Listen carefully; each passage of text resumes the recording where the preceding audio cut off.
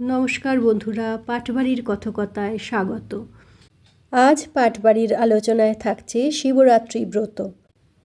এই বছর অর্থাৎ ইংরেজির 2026 এবং বাংলার 1432 সালে ঠিক কোন দিন পালিত হবে শিবরাত্রি ব্রত, শিব চতুর্দশী কতক্ষণ থাকছে, এই পূজার উপকরণ, নিয়ম এবং অবশ্যই মন্ত্র বলে দেওয়া হবে। প্রথমে বলি চতুর্দশী কখন পড়ছে এবং কখন ছেড়ে যাচ্ছে। বাংলার 2রা ফাল্গুন, ইংরেজির 15ই ফেব্রুয়ারি রবিবার। চতুর্দশী পড়ছে বিকেল 4:49 এবং 16ই ফেব্রুয়ারি সোমবার চতুর্দশী থাকছে সন্ধে 5:33 পর্যন্ত। তাহলে কোন দিন পালন করা হবে শিবরাত্রি ব্রত? স্মার্ত মতে শ্রী শ্রী শিবরাত্রি ব্রত ও পূজা পালন করা হবে 15ই ফেব্রুয়ারি 2রা ফাল্গুন রবিবার। ত্রয়োদশী বিদ্যা চতুর্দশী বলে গোস্বামীগণ পালন করবেন পরের দিন, অর্থাৎ গোস্বামী মতে শিবরাত্রি ব্রত পালিত হবে পরের দিন 3রা ফাল্গুন 16ই ফেব্রুয়ারি সোমবার। এবার বলবো ব্রতের নিয়ম। শিবরাত্রির আগের দিন হবিষ্যান্ন বা নিরামিষ আহার করে রাত্রে বিছানায় না শুয়ে খড় বা কম্বলে শুতে বলা হয়, কিন্তু বিছানার ওপরে একটি কম্বল পেতে নিলেও হবে। ব্রতের দিন অবশ্যই উপবাসী থাকতে হবে। গঙ্গা মাটি বা শুদ্ধ মাটি দিয়ে 4 প্রহরে 4টি শিব গড়ে পূজা করার নিয়ম। কিন্তু যাদের বাড়িতে শিবলিঙ্গ রয়েছে, রোজ পুজো করা হয়, সেখানেই 4 প্রহরে 4টি উপকরণ দিয়ে পুজো করা যায়। প্রথম প্রহরে দুধ, দ্বিতীয় প্রহরে দই, তৃতীয় প্রহরে ঘি, চতুর্থ প্রহরে মধু দিয়ে স্নান করাতে হয়। ব্রতের উপকরণ বলতে গঙ্গা মাটি বা শুদ্ধ মাটি, বিল্বপত্র, গঙ্গা জল, ফুল, দুধ, দই, ঘি, মধু, সামান্য আতপ চাল আর অবশ্যই কলা। ফলের মধ্যে অন্যান্য ফল দেওয়া যেতে পারে, কিন্তু কলা যেন অবশ্যই থাকে। এবারে চলে যাই পূজা পদ্ধতিতে। প্রথমে জল শুদ্ধি, পুষ্পশুদ্ধি, আসন শুদ্ধি করে নিজের নামে সংকল্প করতে হবে। সরস্বতী পূজাবিধিতে আমি এই আসন শুদ্ধি, পুষ্পশুদ্ধি, জল শুদ্ধির মন্ত্র বলে দিয়েছি, তাই এখানে ভিডিওটি বড় করছি না, সংকল্প মন্ত্রটি বলছি। ওং বিষ্ণুরোম তৎসদদ্য ফাল্গুনে মাসি কৃষ্ণে পক্ষে চতুর্দশ্যান্তিথৌ। নিজের গোত্র বলবেন, নিজের নাম বলবেন। শিব প্রীতিকামঃ শিব রহস্যক্ত শিবরাত্রি ব্রতমহং করিষ্যে। তারপরে হাত জোর করে শিবরাত্রি ব্রতং হি তৎ করিষ্যেহং মহাফলম নির্বিঘ্নমস্তু মে চাত্র তৎ প্রসাদাৎ জগৎপতে। চতুর্দশ্যাং নিরাহারো ভূত্বা চৈবা পরেহনি ভোক্ষ্যেহং ভুক্তিমুক্তার্থং শরণং মে ভবেশ্বর। আসলে যে কোনো কাজ যাতে নির্বিঘ্নে সম্পন্ন হয়, এর জন্য আমরা সংকল্প করে প্রার্থনা করি। এইটা হলো সেই অংশ। সারাদিন উপবাস, অর্থাৎ 4 প্রহর উপবাস করে 4 প্রহরে পুজো করা হচ্ছে। এই উপবাস করার পরে যাতে নির্বিঘ্নে পুজো সম্পন্ন করতে পারি, তাই ভবেশ্বরের শরণ নেওয়া। এবার গণেশাদি পঞ্চদেবতার পূজা করতে হবে ফুল দিয়ে, যেমন করা হয় গণেশাদি পঞ্চদেবতাভ্যো নমঃ বলে। এবার শিবের ধ্যান। একটি ফুল নিয়ে ওং ধ্যান নিত্যং মহিষং রজতগিরিনিভং চারু চন্দ্রাবতংসং রত্নাকল্পজলাঙ্গং পরশু মৃগবরাভীতিহস্তং প্রসন্নং পদ্মাসীনং সমন্তাস্তুতমরগণৈ ব্যাঘ্রকৃত্তিং বসানং বিশ্বদ্যং বিশ্ববীজং নিখিলভয়হরং পঞ্চবক্ত্রং ত্রিনেত্রম। প্রথমবার ফুলটা মাথায় দিতে হবে, দ্বিতীয়বার ওই একই মন্ত্র বলতে হবে। ওং ধ্যান নিত্যং মহিষং রজতগিরিনিভং চারু চন্দ্রাবতংসং রত্নাকল্পজলাঙ্গং পরশু মৃগবরাভীতিহস্তং প্রসন্নং পদ্মাসীনং সমন্তাস্তুতমরগণৈ ব্যাঘ্রকৃত্তিং বসানং বিশ্বদ্যং বিশ্ববীজং নিখিলভয়হরং পঞ্চবক্ত্রং ত্রিনেত্রম। ফুলটা সামনে রাখতে হবে, শিবের স্নান মন্ত্র এবার ওং পশুপতয়ে নমঃ বলে প্রথমে গঙ্গার জল দিয়ে স্নান করাতে হবে শিবলিঙ্গকে। এইবার দুধ দিয়ে ওং হোং ঈশানায় নমঃ। এবার প্রথম প্রহরের অর্ঘ্য দিতে হবে। অর্ঘ্য সাজিয়ে নিয়ে অর্থাৎ কুশিতে ফুল বেলপাতার সঙ্গে অবশ্যই 2-4টে আতপ চাল দেবেন, গোটা আতপ চাল দিয়ে ওং শিবরাত্রি ব্রতং দেব পূজা জপ পরায়ণঃ করোমি বিধিবদ্দত্তং গৃহানর্ঘং মহেশ্বর ইদম অর্ঘং ওং নমঃ শিবায় নমঃ। তারপর কুশিতে একটু জল নিয়ে ইদম আচমনীয় ওং নমঃ শিবায় নমঃ ইদং স্নানীয় জলং ওং নমঃ শিবায় নমঃ এষ গন্ধ নমঃ শিবায় নমঃ এতৎ পুষ্প ওং নমঃ শিবায় নমঃ। এই যে গন্ধ মানে চন্দন আর পুষ্প ফুল, একটি করে ফুল নিয়ে শিবের মাথায় দেবেন। প্রত্যেক প্রহরে স্নানের উপকরণের সঙ্গে শুধুমাত্র অর্ঘ্যমন্ত্র আর যে জিনিসটা দিয়ে চান করাচ্ছেন, যেমন দুধ, দই, ঘি, মধু, এইগুলোর মন্ত্রটা বদলে যাবে। প্রত্যেক প্রহরে এক থাকবে শুধু এই মন্ত্রগুলো। ইদম আচমনীয়ং ওং নমঃ শিবায় নমঃ ইদং স্নানীয় জলং ওং নমঃ শিবায় নমঃ এষ গন্ধ ওং নমঃ শিবায় নমঃ এতৎ পুষ্পং ওং নমঃ শিবায় নমঃ এতৎ সচন্দন বিল্লপত্র ওং নমঃ শিবায় নমঃ এষ ধূপ ওং নমঃ শিবায় নমঃ এষ দীপ ওং নমঃ শিবায় নমঃ এতৎ সোপকরণ নৈবেদ্যং ওং নমঃ শিবায় নমঃ ইদম আচমনীয়ং ওং নমঃ শিবায় নমঃ।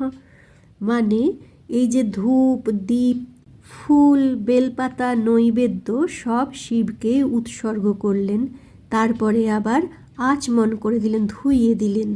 শিব পুজোর সঙ্গে সঙ্গে অবশ্যই গৌরীপীঠে পুজো করবেন। শিবলিঙ্গ স্থাপনের সময়ই দেখে নেবেন গৌরীপীঠ যেন উত্তর দিকে থাকে এবং ফুল নিয়ে ওং গৌরজয়ী নমঃ বলে দেবেন। তারপর অষ্টমূর্তির পূজা করবেন। অবশ্যই শিবরাত্রিতে এটা করণীয়, অষ্টমূর্তির পূজা। একটা করে ফুল নেবেন। এতে গন্ধপুষ্পে ওং সর্বায় স্থিতিমূর্তয়ে নমঃ পূর্ব দিকে দেবেন। ঈশান কোণে দেবেন। এতে গন্ধপুষ্পে ওং ভবায় জলমূর্তয়ে নমঃ উত্তর দিকে দেবেন। এতে গন্ধপুষ্পে ওং রুদ্রায় অগ্নিমূর্তয়ে নমঃ বায়ু কোণে দেবেন। ওং উগ্রায় বায়ুমূর্তয়ে নমঃ পশ্চিম দিকে দেবেন। ওং ভীমায় আকাশমূর্তয়ে নমঃ নৈঋত কোণে দেবেন।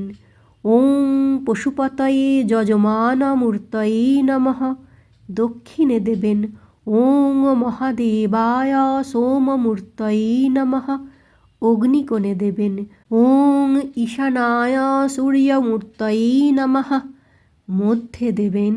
ওং নন্দিনে নমঃ ওং ভৃঙ্গিনে নমঃ ওং ক্ষেত্রপালায় নমঃ ওং বাসুদেবায় নমঃ। এবার জপ করবেন মূল মন্ত্র নমঃ শিবায়। জপ করার পরে ওং গুজ্জাতি গুজ্জগুপ্তাত্বং গৃহানান্মৎকৃতং জপং সিদ্ধির্ভবতু মে দেব তৎপ্রসাদান মহেশ্বর। এই বলে ডানাতে একটু জল নিয়ে জলটা মাটিতে ফেলবেন। তারপরে প্রণাম করবেন। ওং নমস্তুভ্যং বিরূপাক্ষ নমস্তে দিব্যচক্ষুষে নমঃ পিনাকহস্তায় বজ্রহস্তায় বৈ নমঃ। এবার আমি দ্বিতীয়, তৃতীয় ও চতুর্থ প্রহরের স্নান মন্ত্র ও অর্ঘ্য মন্ত্র বলছি। আগেই বলেছি অর্ঘ্য দানের পরে আর যেসব পুজো রয়েছে প্রত্যেকবারে প্রত্যেক প্রহরেই করতে হবে। হ্যাঁ, একসঙ্গে বসেও 4 প্রহরের পুজো করে নেওয়া যায়, মন্ত্র একই থাকবে। দ্বিতীয় প্রহরে দই দিয়ে ওং হোং অঘোরায় নমঃ অর্ঘ্যমন্ত্র। ওং নমঃ শিবায় শান্তায় সর্বপাপহরায় চ শিবরাত্রৌ দদাম্যর্ঘ্যং প্রসীদ উমায় সহ ইদম অর্ঘ্যং ওং নমঃ শিবায় নমঃ। একটা কথা এখানে বলি, শিবলিঙ্গকে কখনো পানি শঙ্খের জলে চান করাবেন না। তৃতীয় প্রহরে ঘি দিয়ে অর্ঘ্যমন্ত্র বলি, ঘি দিয়ে স্নান করাবেন। ওং হোং বামদেবায় নমঃ।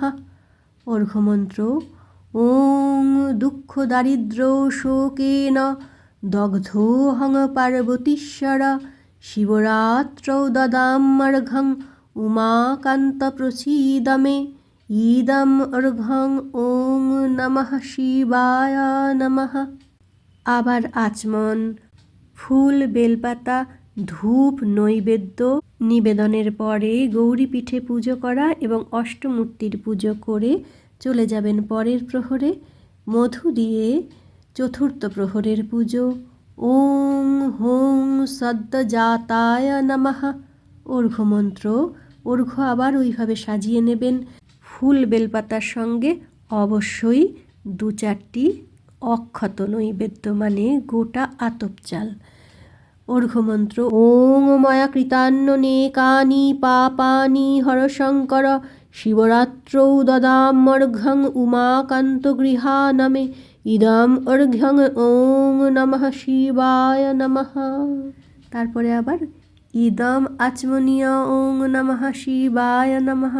এষ গন্ধ নমঃ শিবায় নমঃ। एतत् सचन्दनबिल्लपत्र ओं नमः शिवाय नमः।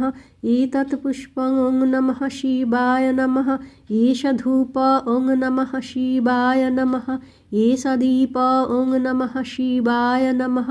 एतत् सोपकरणनैवेद्यं ओं नमः शिवाय नमः। इदम् आचमनीयं ओं नमः शिवाय नमः। गौरीपीठे ओं गौर्यै नमः। অষ্টমূর্তির পূজায় পূর্ব, ঈশান, উত্তর, বায়ু, পশ্চিম, নৈঋত, দক্ষিণ, অগ্নি 8টি কোণে শিবের আলাদা আলাদা মূর্তির নামে পূজা আগেই বলে দিয়েছি মন্ত্র। আর মাঝখানে নন্দী, ভিঙ্গি, ক্ষেত্রপাল এবং বাসুদেবের নামে অবশ্যই পুজো করতে হবে, তাও আগে মন্ত্র বলে দিয়েছি। প্রত্যেক প্রহরেই ধ্যান মন্ত্র, মূল মন্ত্র এবং জপ করে যে জপ সমর্পণের মন্ত্র সেটা একই থাকবে। প্রণাম মন্ত্র একই, ওং নমস্তুভ্যং বিরূপাক্ষ নমস্তে দিব্যচক্ষুষে নমঃ পিনাকহস্তায় বজ্রহস্তায় বৈ নমঃ। অনেকে মনে করেন শিবরাত্রি ব্রত করতে হয় ভালো স্বামী পাওয়ার আশায়, কিন্তু একেবারেই তা নয়। ধর্ম, অর্থ, কাম, মোক্ষ চতুর্বিধ ফল লাভ হয় শিবরাত্রি ব্রতে।